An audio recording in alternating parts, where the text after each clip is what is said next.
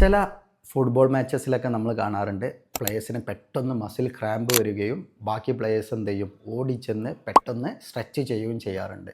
പക്ഷേ ഇങ്ങനെ ചെയ്യുമ്പോൾ ഓൾറെഡി ആ മസിൽ ക്രാമ്പ് വന്ന ഇതിൽ പെട്ടെന്ന് ഫോഴ്സ് ജനറേറ്റ് ചെയ്യുമ്പോൾ ബ്രെയിന് വീണ്ടും സിഗ്നൽ പ്രൊഡ്യൂസ് ചെയ്യുകയും മാത്രമല്ല ആ മസിൽസ് ഒന്നും കൂടി ക്രാമ്പ് ആവുകയും അല്ലാന്നുണ്ടെങ്കിൽ അത് മസിൽ സ്ട്രെയിനോ അല്ല എന്നുണ്ടെങ്കിൽ മസിൽ ടിയറോ വരാനുള്ള സാധ്യതയുണ്ട്. അപ്പോൾ നമ്മൾ എപ്പോഴും ശ്രദ്ധിക്കേണ്ടത് ഒരു പ്ലെയർക്ക് മസിൽ ക്രാമ്പ് വന്നു കഴിഞ്ഞാൽ അവർ റിലാക്സ് ആക്കുകയും വളരെ പതുക്കെ വേണം സ്ട്രെച്ചിങ് ചെയ്യാൻ. മാത്രമല്ല ഓപ്പോസിറ്റ് മസിൽസ് കൺട്രാക്റ്റ് ചെയ്യാനും പറയണം.